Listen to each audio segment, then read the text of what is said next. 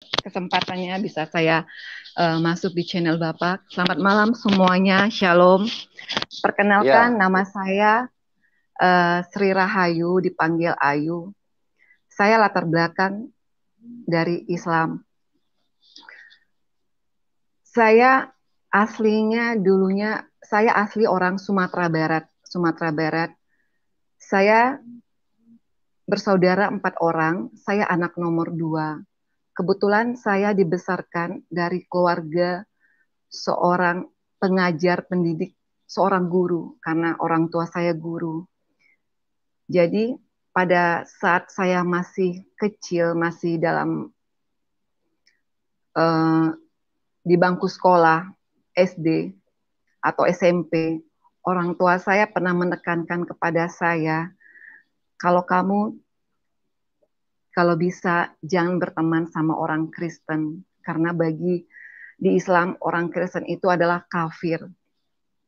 Jadi itu terdoktrin di pikiran saya dari saya dari SD sampai SMP. Saya pun juga um, kalau saya bertemu sama teman yang Kristen, saya langsung cut, saya langsung menjarak gitu. Berjalannya waktu, saya SMP, SMA, kuliah. Setelah di tahun 2000, tahun 99, saya berkenalan sama seorang laki-laki. Kebetulan dia beragama Kristen. Jadi pada saat saya berkenalan dengan beliau, ya kita dibilang pacaran. Pada saat itu ini orang saya nggak tahu juga. Waktu saya baru mulai dekat sama beliau, dia selalu bercerita tentang Yesus. Saya mengatakan, kenapa kamu selalu berbicara tentang Yesus? Saya bilang Yesus itu kalau di Islam adalah Isa. Saya bilang, ya kalau bagi Kristen Isa itu mungkin Tuhan, tapi bagi kami Isa itu nabi. Jadi Yesus itu bukan Tuhan bagi kami, saya bilang sama teman saya. Tapi teman saya selalu berkata ya mungkin ya sebagai dia seorang Kristen yang sungguh-sungguh dia ingin menyampaikan amanat agung itu, dia selalu katakan kepada saya. Berjalannya waktu setelah saya uh, berkenalan sama beliau, pas jalan 3 tahun, saya diminta untuk mengantar seorang misionaris orang tua ke Malaka. Kebetulan misionaris itu bapak rohani dari teman saya ini. Mungkin maksud dia mungkin biar bapak rohani dia ini, misionaris ini, bisa menyampaikan tentang juru selamat Tuhan Yesus itu kepada saya. Jadi waktu itu karena ini orang tua, saya sudah opa-opa atau opung-opung lah gitu. Jadi saya izin dengan orang tua saya. Kebetulan waktu itu teman saya ini sudah menjalin hubungan komunikasi dengan keluarga saya, dengan orang tua saya. Akhirnya orang tua saya kasih izin karena mungkin ini orang tua rohani dari teman saya. Di dalam perjalanan saya menemani bapak misionaris ini, orang tua ini ke Malaka. Mungkin asumsi orang saya membawa seorang opa atau opung atau kakek pergi berobat ke Malaka, karena Malaka itu identik dengan image orang tuh untuk tempat orang check up, berobat. Selama perjalanan dari sampai di Malaka, saya menuju rumah seorang anak rohani dari bapak misionaris ini, namanya dari misionaris ini. Dalam perjalanan dia selalu mengatakan kepada saya, anakku, cobalah kamu sembah, kamu percaya dengan Tuhan Yesus sebagai Tuhan dan Juru Selamat. Kamu tidak apa-apa kalau kamu masih sholat, kalau kamu masih Islam, tapi menerima Tuhan Yesus sebagai Tuhan dan Juru Selamat. Saya waktu mendengar itu saya hanya diam saja. Saya diam. Terus Bapak itu selalu berbicara terus tentang Isa. Yang dibilang kalau di Islam itu Isa. Jadi setelah berjalannya waktu, akhirnya saya sampai ke rumah dari anak rohani Bapak misionaris ini. Ternyata saya sampai di rumah sebuah keluarga berasal dari orang India Tamil. Setelah sampai di sana, saya dilayani, terus saya dikasih kamar di atas. Keesokan harinya saya turun dari atas rumah orang India Tamil ini, saya mendengar ada sebuah kayak ada keramaian, kayak ada suara nyanyi-nyanyi, tapi saya tidak mengerti nyanyi apa karena mereka bernyanyi dengan bahasa India. Setelah itu saya duduk dekat sana, dekat mereka. Setelah acara selesai, tiba-tiba tuan rumah itu memberi saya sebuah buku. Dia kebetulan bisa berbahasa Melayu. Dia bilang sama saya, kamu boleh baca buku ini. Saya yang punya buku ini saya belum baca. Dia bilang sama saya. Terus saya lihat covernya buku itu melambangkan kubah dari masjid. Setelah saya menerima buku itu, saya membaca. Bab demi bab saya baca. Tiba-tiba hati saya tertantang, bergejolak. Dalam hati saya ini apa benar apa tidak gitu. Semakin saya membaca buku ini, saya semakin tertantang, semakin tertantang.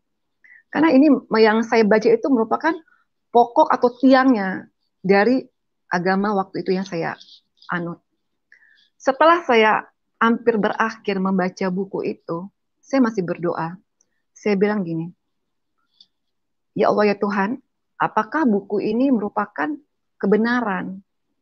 Berarti kalau benar, berarti selama ini salah yang saya ketahui.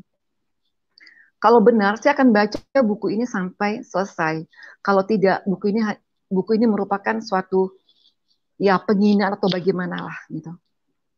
Setelah itu malamnya kayaknya Tuhan kuat menggerakkan saya harus membaca buku ini sampai tuntas.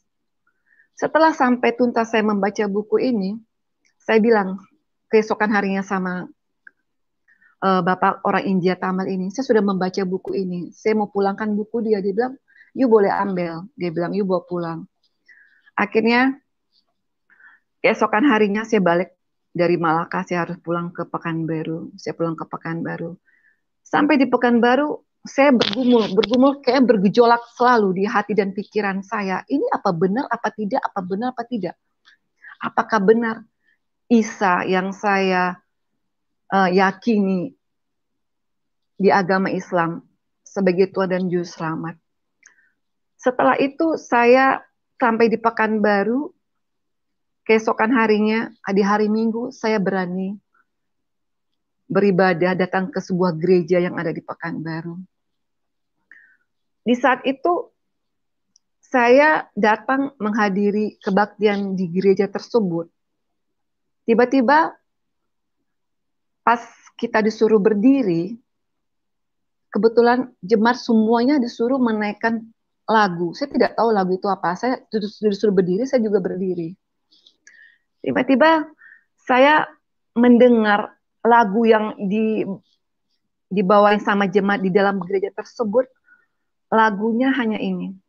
Ya Aba Bapa, ini aku anakmu, layakkanlah seluruh hidupku.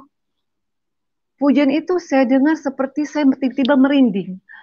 Saya merinding, saya merasa ada suatu belayan yang dari ujung rambut saya sampai ke ujung kaki membelai saya begitu lembut sekali. Saya tidak pernah merasakan belayan itu sama sekali di saat umur saya pada saat itu 20-an.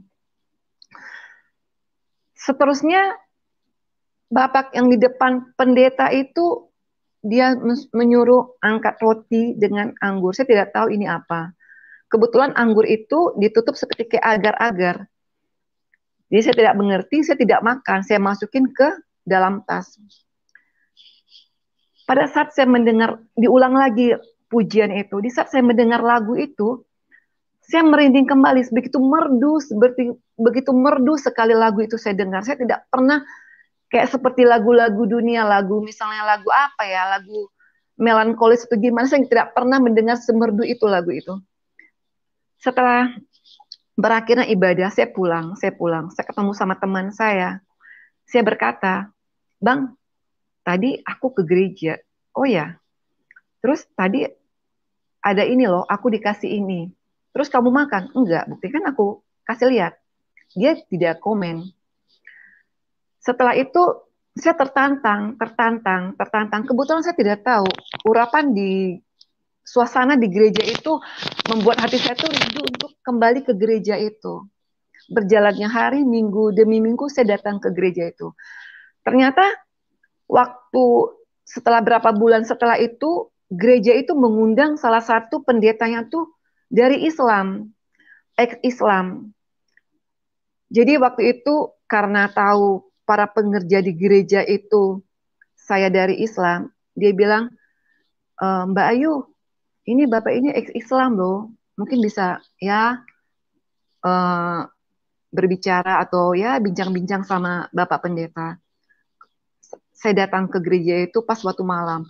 Jadi Bapak itu dengan santai, kebetulan di gereja itu mereka lagi latihan untuk persiapan ibadah. Bapak itu sambil megang gitar. Dia berkata sama saya, kamu tahu surat Al-Fatihah? Tahu, saya bilang. Kamu bisa membacanya? Bisa Pak, saya bilang itu. Coba kamu baca. Dia sambilin diiringi dengan gitar. Saya baca Bismillahirrahmanirrahim, Alhamdulillahirrahmanirrahim, Ar-Rahmanirrahim, Malik Yaumiddin. Sampai di saat kata-kata Idina Sirotol Mustaqim. Dia bilang stop. Kamu tahu itu artinya apa? Idina Sirotol Mustaqim. Saya bilang saya tahu Pak. Tunjukilah kami jalan yang lurus. Apa kamu sudah mendapatkan jalan lurus? Saya terdiam. Lama saya berpikir. Saya bilang, oh iya ya. Setiap saya sholat, 1 hari 5 kali. Subuh, zuhur, asar, maghrib, isya. Kata-kata, ihdina siratal mustaqim berkali-kali saya ucapkan. Tapi dengan Bapak itu berkata, apakah kamu sudah menemukan? Akhirnya saya terpikir, iya Pak, hanya melafazkan aja ihdina siratal mustaqim, tapi tidak tahu jalan lurus itu yang mana. Akhirnya Bapak itu mengatakan, kalau jalan yang lurus itu ada bersama Isa Al-Masih, Tuhan Yesus. Setelah berbicara dengan Bapak itu saya pulang. Saya buka Al-Quran kembali. Ternyata di dalam Al-Quran itu ada surat kaki. Di bawah surat kaki itu. Idina Siratal Mustaqim. Ada surat kaki. Itu menunjuk lagi ke ayat yang lain. Di ayat yang lain, situ mengatakan di surat Al-Zukhruf. Di surat Al-Zukhruf ayat 61. Di surat Az-Zukhruf itu mengatakan bahwa Isa benar-benar menjadi petanda akan datangnya hari kiamat. Karena itu janganlah kita ragu atau ya tentang hari kiamat. Isa bilang, ikutlah aku. Akulah yang menunjuk jalan yang lurus itu. Jadi akhirnya saya berpikir, apakah di surat Al-Fatihah ini jawabannya di surat Az-Zukhruf? Lama saya renungkan surat Al-Fatihah dengan surat Al-Zukhruf. Karena memang kalau waktu di Islam dulu, memang Imam Mahdi itu identik dengan Isa yang akan turun. Tanda-tanda hari kiamat, Isa akan turun sebagai Imam Mahdi, menjadi hakim untuk seluruh umat manusia di muka bumi ini. Sedangkan di sini mengatakan Isa lah tanda-tanda tentang hari kiamat. Setelah itu saya berpikir, oh berarti Isa lah yang menunjukkan jalan kebenaran itu. Setelah berjalannya hari demi hari, saya ke gereja, tiba-tiba namanya orang tua, hati nurani sebagai seorang orang tua. Mama saya berkata begini, kamu kok tiap hari Minggu keluar sih? Dia bilang, kamu sepertinya kayak orang Kristen pergi ke gereja. Saya terdiam. Akhirnya saya putuskan untuk tidak di jam itu saya bergereja lagi di tempat gereja di mana saya menerima sesuatu belayan yang begitu lembut, kasih yang begitu lembut yang saya rasakan. Akhirnya saya seperti gereja keliling. Saya masuk ke gereja yang daerah, gereja adat, tapi saya tidak mengerti gitu. Tapi karena saya rindu ingin beribadah, ingin mendengarkan firman Tuhan, yang disampaikan oleh pendeta yang untuk hari Minggunya. Akhirnya saya bilang tidak ada yang saya dapatkan dari saya berkeliling terus. Akhirnya saya putuskan untuk kembali ke gereja tempat di mana saya pertama datang. Setelah saya ikutin, akhirnya saya berbohong. Saya sampai bilang malam itu hari Sabtu, besok hari Minggu, saya masukin baju ke bagasi mobil. Hari Minggu saya keluar dengan pakaian santai. Saya bilang saya keluar ke rumah teman saya karena teman saya banyak anak kosan waktu itu. Jadi ya tidak membuat orang tua saya curiga padahal saya ke gereja. Akhirnya saya ke gereja tempat di mana pertama saya datang. Akhirnya iman saya bertumbuh. Setelah berjalannya waktu sudah berapa bulan, saya memutuskan saya minta dibaptis. Saya minta dibaptis saya bilang sama para pengerja di gereja itu, Bu, saya pengen dibaptis. Wah, benar dia bilang, iya Bu. Oh ya udah, nanti pas Bapak Gembalanya datang nanti kita atur. Akhirnya Bapak Gembala tersebut datang. Keesokan harinya di hari Sabtu, saya dibaptis di salah satu sungai di Pekanbaru. Pada saat dibaptis, kan kita dikasih jubah untuk dikenakan jubah putih. Waktu itu saya berdua dengan seseorang, dia baptis juga gitu. Setelah waktu mau mulai baptis, kita mulai berdoa. Saya masih berdoa dengan saya masih pakai Allah. Saya bilang, ya Allah ya Tuhan, apakah ini suatu jalan keselamatan buat saya? Kalau bukan, saya buka jubah ini, saya tidak mau pakai jubah ini lagi, saya tidak mau dibaptis. Tapi kalau memang ini keselamatan bagi saya bilang, tarik saya sampai ke sungai untuk saya bisa dibaptis. Setelah itu, akhirnya pendeta bilang, pendeta berdoa, saya boleh dibaptis. Bisa dibaptis itu saya merasakan sesuatu ada kayak turun dari langit itu, saya tidak bisa mengungkapkan dengan kata-kata apa yang saya rasakan. Seperti saya itu tanpa anak baru lahir, baby baru lahir, tidak ada dosa. Seperti kayaknya plong aja rasanya hidup ini gitu. Setelah saya keluar dari sungai, saya ganti baju untuk habis dibaptis. Setelah itu kita ketemu sama pendeta yang membaptis saya, beberapa orang dengan para pelayan di gereja itu. Dia bilang gini, Ayu, sekarang nama baptis kamu saya kasih Hana. Wah, Hana? Hana itu artinya apa, Pak? Hana itu pendoa. Kamu nanti baca di kitab Samuel. Saya bilang, bagaimana saya mau baca? Saya tidak ngerti, saya belum mengerti buka Alkitab dari mana. Kitab Samuel pun saya tidak tahu. Setelah itu setelah baptis saya pulang. Timbul di hati saya dalam perjalanan dari tempat saya dibaptis itu menuju rumah saya. Saya udah meninggalkan yang lama, saya udah menatap yang baru. Keesokan harinya, karena di keluarga saya, karena saya ada keluarga dari orang dari Sumatera Barat, adat sama agama sangat kental sekali, sangat kuat sekali. Kita sering melakukan sholat berjemaah di rumah. Orang tua saya mengatakan gini, mari kita sholat. Saya mengatakan, saya lagi datang bulan. Karena waktu dulu di Islam, kalau lagi datang bulan tidak dibenarkan untuk sholat. Oke, mungkin alasan itu orang tua saya masih bisa menerima. Tapi lama-lama orang tua saya selalu berkata, mari kita sholat, mari kita sholat. Jawaban saya, lagi datang bulan.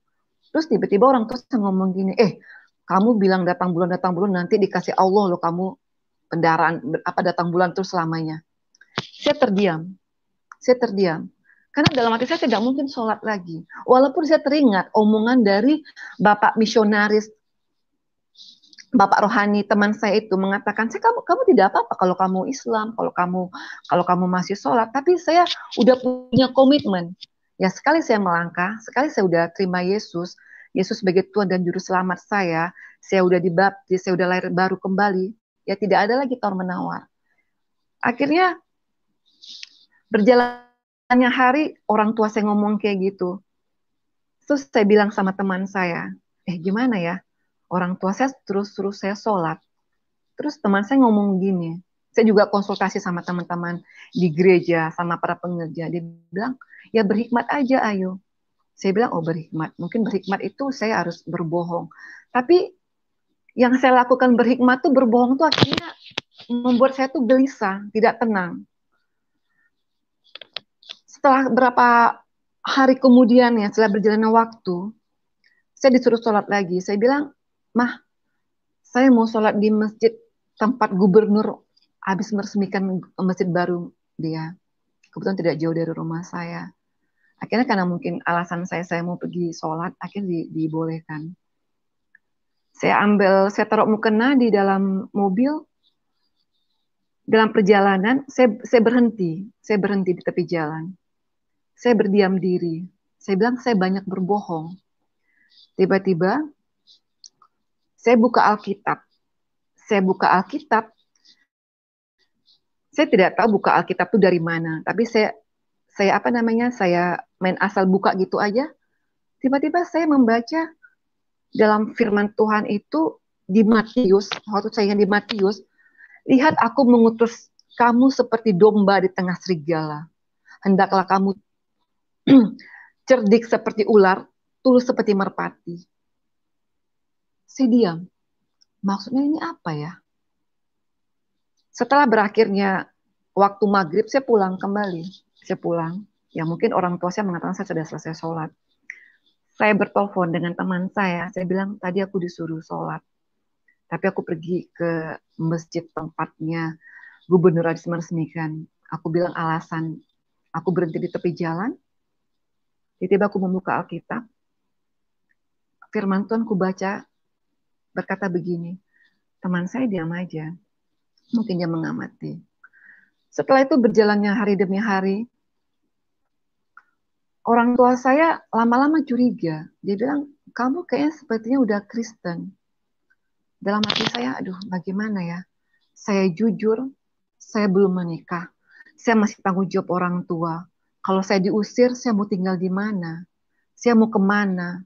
Berkecamuklah di hati saya gitu kan. Tapi saya tidak bisa berbohong sama orang tua saya. Kalau saya sudah tidak satu agama dengan orang tua saya. Pada malam harinya saya buka Alkitab, saya membaca, saya waktu itu saya nggak ngerti baca saya belum tahu dari Kejadian sampai Wahyu, saya main asal buka aja.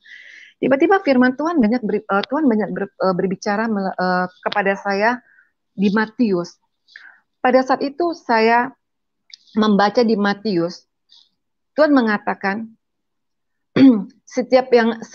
barang siapa yang menyangkal aku di depan manusia, aku akan menyangkal kamu di depan Bapa yang di sorga. Jadi saya bilang, aduh saya menyangkal Tuhan di depan keluarga besar saya. Berarti Tuhan pun akan menyangkal saya di depan Bapa di sorga. Sedangkan saya sudah menerima Tuhan Yesus sebagai Tuhan dan Juru Selamat saya. Akhirnya saya berkecamuk terus di hati saya. Akhirnya saya memutuskan, saya bilang sama teman saya. Pada saat itu kita berteman sudah berjalan 5 tahun. Saya bilang, Bang, kayaknya aku nggak bisa lagi untuk berhikmat atau berbohong kepada orang tuaku. Masalah keyakinan yang kuanut sekarang. Karena Tuhan udah berbicara, saya tertampar dengan firman Tuhan ini. Kalau kamu menyangkal aku di depan manusia, aku akan menyangkal kamu di depan Bapa di sorga. Padahal saya sudah mengakui Tuhan Yesus sebagai Tuhan dan Juru Selamat. Setelah itu, mungkin tiba saatnya akhirnya, ya teman saya mengutus utusan dari keluarga dia untuk melamar saya. Akhirnya kita menikah. Tapi saat menikah kita pun berkata bahwa kita di luar kota lah, di luar negeri lah gitu. Setelah menikah, seminggu setelah itu saya pulang ke rumah orang tua saya. Tapi namanya orang tua saya, dia sebagai seorang ibu, dia sudah merasa kalau saya ini anak ini bukan sejalan lagi sama dia. Ya namanya kebohongan, ya pasti akan tercium juga. Jadi ada yang menyampaikan kalau saya sudah Kristen. Tapi karena dia tahu saya sudah menikah, dia pun mungkin tidak bisa untuk berkata, karena saya sudah jadi tanggung jawab dari suami saya. Tapi dia melihatkan sikap, ya jutek gitulah mukanya, kesal.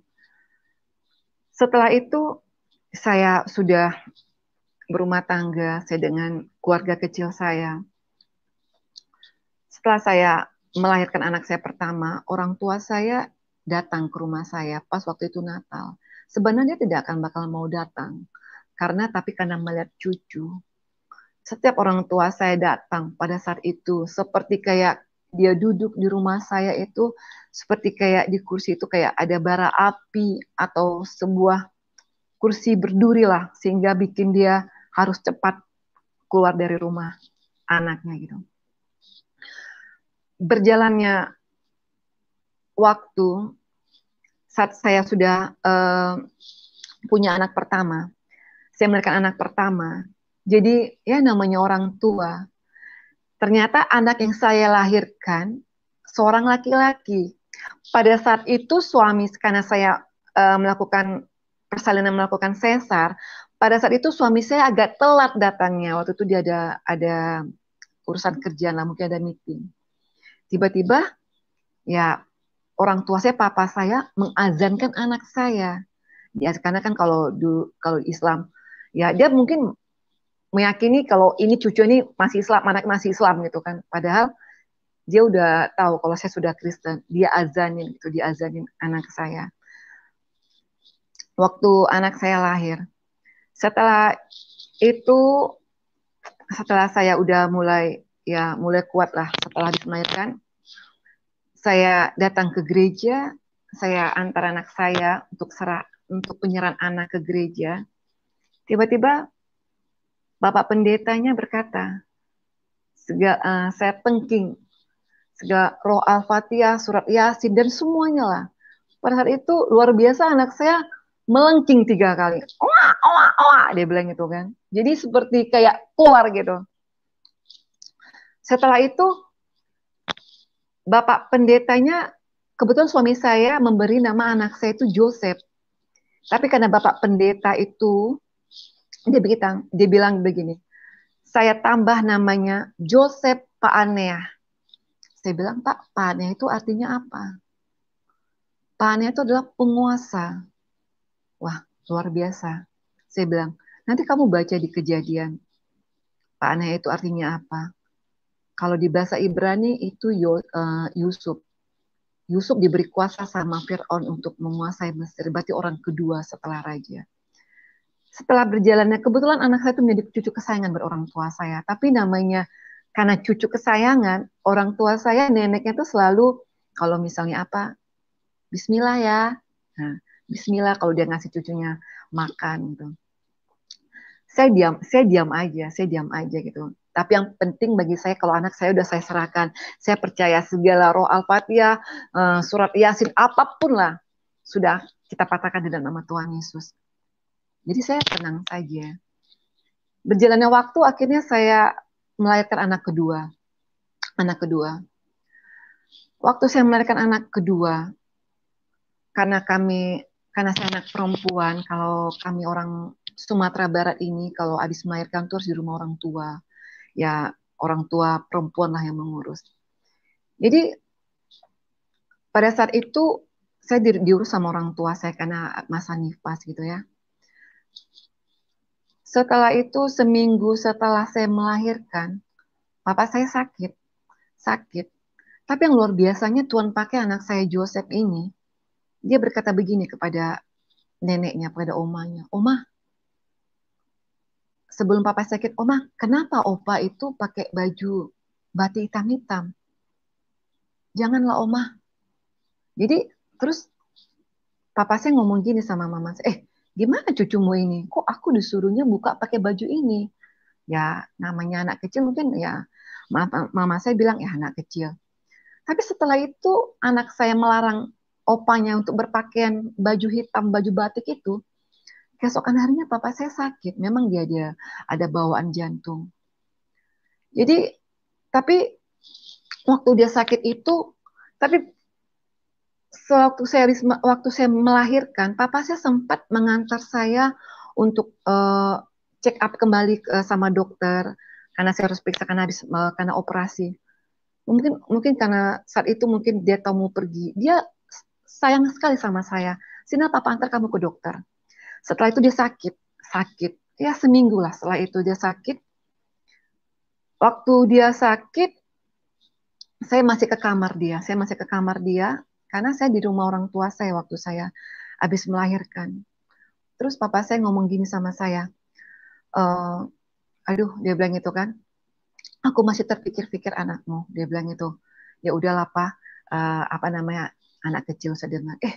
Setelah papa saya ngomong gitu, pas maghribnya papa saya meninggal. Saya sedih sekali. Ya karenanya di Islam tidak boleh jenazah lama-lama. Keesokan paginya habis sholat zuhur, papa saya harus dikubumikan. Waktu bapak saya dimandikan jenazahnya, ya suami saya dengan ya karena dia udah merasa udah masuk ke keluarga besar saya, dia sebagai seorang menantu, saya pun juga anak. Pada saat almarhum jenazah almarhum papa saya dimandikan, mama saya melarang, jangan. Tidak boleh suami kamu memegang jenazah almarhum papamu. Saya sedih sekali. Kenapa? Kok suami saya tidak boleh memegang jenazah almarhum papa saya untuk memberi penghormatan terakhir, dan saya pun tidak boleh dekat sama jenazah almarhum papa saya. Setelah itu suami saya dengan ya dia tunjukkan sebagai seorang menantu, dia urus baik-baik. Akhirnya setelah pemakaman, setelah berjalannya waktu demi waktu, akhirnya anak saya kedua, saya pindah ke Batam. Saya kembali lagi teringat kepada firman Tuhan di Matius tuh, yang mengatakan, ya, karena namaku kamu akan digiring ke pemuka agama. Terus hendaklah kamu, seperti kita harus pindah ke kota yang lain gitu. Akhirnya kami pindah dari Pekanbaru, kami ke Batam. Setelah saya pindah ke Batam, waktu itu orang tua saya mau datang ke Batam. Tiba-tiba kami suami istri berdoa. Saya bilang sama suami saya, mama saya mau datang. Karena kan ya namanya juga seorang udah janda, ya mungkin dia bebas lah untuk mau kemana. Kita berdoa.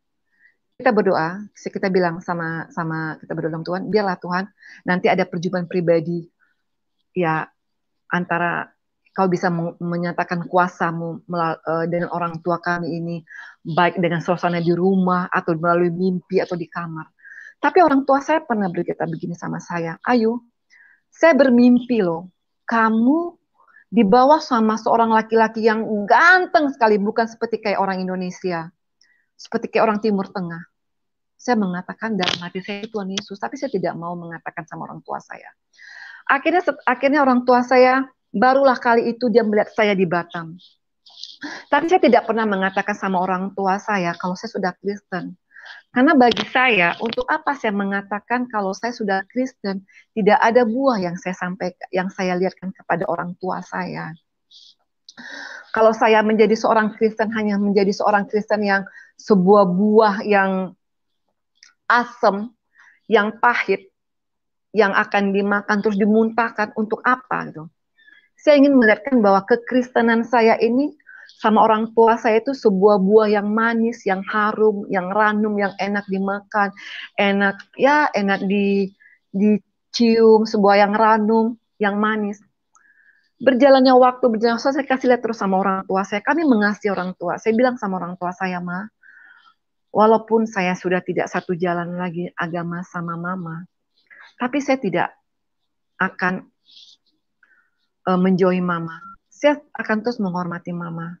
Karena dalam firman Tuhan di Alkitab pun berkata, hormatilah orang tuamu agar panjang umurmu. Jadi saya harus menghormati orang tua saya. Ya, Mama sebagai orang tua saya, dan orang tua, maksudnya itu orang yang lebih tua dari saya umur pun saya hormati. Setelah itu Mama saya bisa mengerti, dia coba untuk memulai menelaah, memikir. Karena Mama saya seorang guru, dia pintar itu Mama saya itu gitu loh. Karena saya juga bisa merasa hatinya, karena dia terpukul juga, karena dia juga aktif di tempat wirid pengajian di rumah, karena saya pun dari kecil saya juga dimasukin madrasah. Orang berkata, ibu itu mengajar sekian ratus orang anak berhasil, tapi mengajar satu anak tidak berhasil, anaknya bisa murtad. Karena kalau dulunya Islam mengatakan kalau Islam pindah ke Kristen itu murtad. Ya, mungkin orang tua saya ya berkecamuk, tapi dia lama-lama dia melihat sesuatu bagi saya itu tidak ada yang salah kekristenan saya itu. Saya lihatkan. Ya, semakin lama saya pun semakin untuk mempelajari firman Tuhan.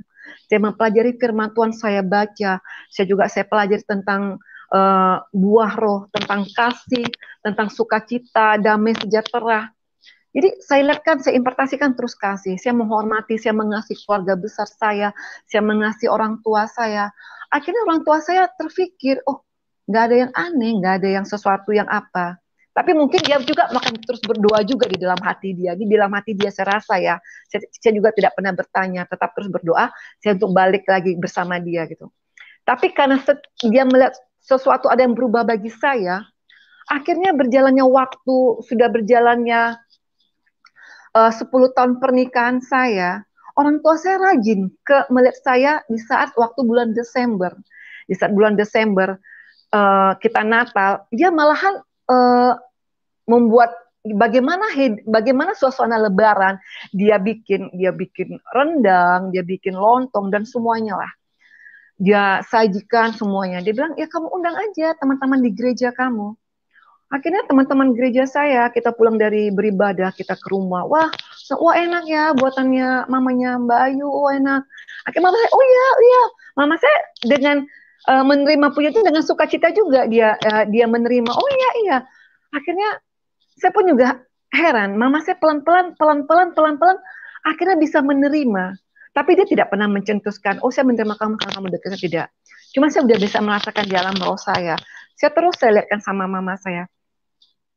Akhirnya mama saya mengatakan, ya sekarang udah jalan kamu, ya kalau kamu udah memilih jalan kamu ini, ya kamu bisa mempertanggungjawabkannya. Ya silakan, kalau itu membuat kamu tuh tenang, bahagia. Tapi mama saya memikir, keluarga besar saya pun melihat ada sesuatu yang dilihatnya dari saya.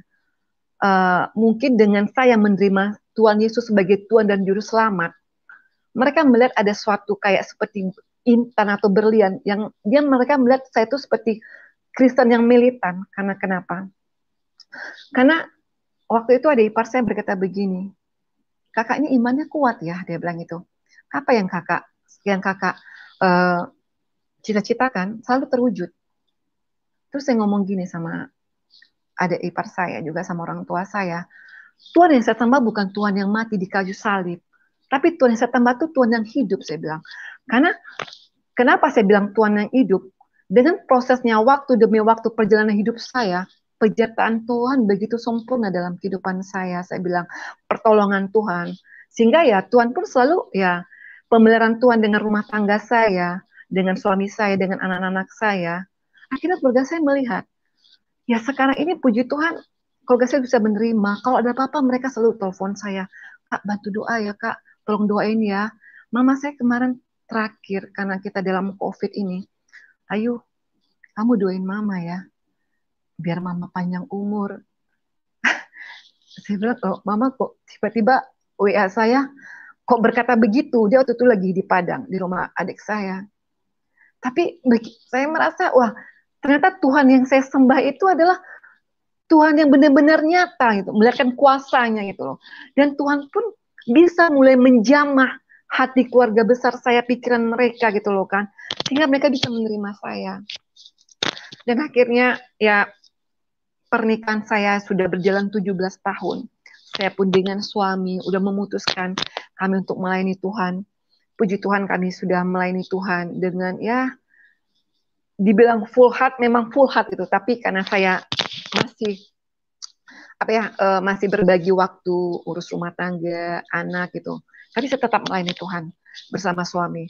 Akhirnya orang tua ngomong gini, kamu harus jaga semuanya. Wibawa kamu, sikap kamu, tindakan kamu, pergaulan kamu, pakaian kamu. karena kamu sudah mulai disorot. Dalam arti kata, dia bilang, ya kamu sudah di gereja, sampai dia ngomong gini sama saya, kapan kamu bisa khotbah? Dia bilang itu.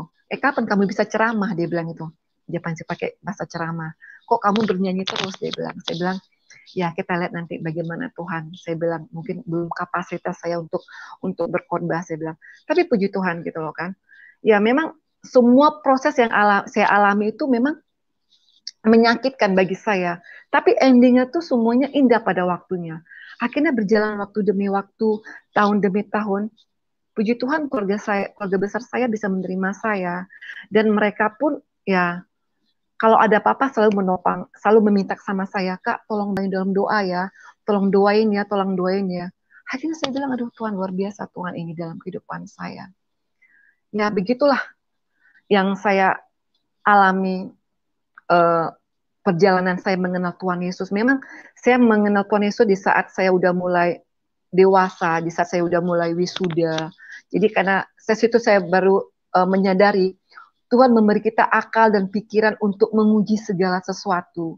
Jadi apalagi pada saat itu saya udah mulai, ya udah 20-an lah, ya pasti saya kan seorang mahasiswa, saya kan mempunyai akal dan pikiran untuk menguji segala sesuatu. Saya uji, saya telah akhirnya saya menemukan bahwa Tuhan Yesus adalah Tuhan dan Juru Selamat. Dan itulah sebagai Tuhan dan Juru Selamat saya yang selalu menopang hidup saya. Yang saya rasakan setelah saya menerima Tuhan Yesus, ya saya selalu merasakan damai sukacita yang Tuhan berikan. Walaupun pencobaan ada yang Tuhan berikan kepada saya, tapi ada sesuatu yang saya rasakan. Karena dalam firman Tuhan, aku tidak akan membiarkan kau seorang diri. Roh penghiburku, roh penolongku akan senantiasa aku berikan kepadamu. Jadi di saat saya merasa ada kesesakan, masa saya ada pencobaan, saya percaya pertolongan Tuhan itu pada waktunya. Dan saya juga tahu bahwa Tuhan pun juga memberi pencobaan kepada kita itu tidak akan melampaui dari batas kemampuan kita. Yang mungkin pada saat itu saya mengalami pergumulan salib yang saya pikul untuk mengikut Tuhan Yesus dengan keluarga saya. Mungkin time-nya sampai sekian tahun ini. Akhirnya keluarga besar saya bisa menerima saya. Puji Tuhan, ya kami pun dengan sekarang ini saling bergandengan tangan. Dan puji Tuhan pun teman-teman saya selalu bilang, wih luar biasa ya mamanya Mbak Ayu ya, dengan bisa merangkul anak-anaknya. Walau Mbak Ayu bukan sejalan lagi, luar biasa. Dan hati mamanya Mbak Ayu tulus ikhlas. Sampai mama saya pun kalau saya bawa pun ke tempat teman saya, para teman saya itu kan Kristen, mama saya enjoy gitu loh kan. Juga teman saya yang Buddha, kita pergi Imlek, mama saya enjoy. Jadi sampai sekarang mama saya pun bisa membela saya. Saya pernah dikatakan sama tante saya bilang itu anak murtad, anak kafir, durhaka. Sampai mama saya bilang gini, kamu hati-hati dengan pembicaraan kamu ya. Dia bilang itu, apakah udah agama yang kamu apa keyakinan yang kamu anut sekarang nih udah membawa kamu dengan satu kebenaran? Apakah apa yang kamu cari, yang kamu makan itu udah halal semuanya?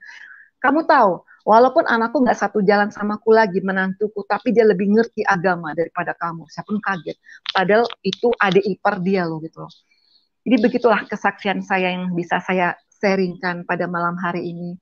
Ya, semoga kesaksian saya ini bisa menguatkan kita semua, bisa memberkati.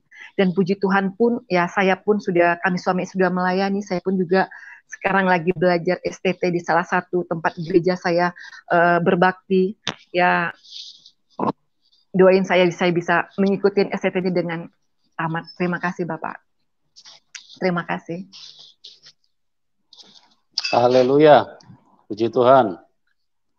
Sebuah kesaksian hidup yang begitu memberkati, dan ini adalah sebuah kebaikan yang disampaikan kepada teman-teman supaya yang bimbang bisa dipertetapkan perjalanan imannya, yang ragu bisa diteguhkan, yang susah bisa mendapatkan penghiburan, ya.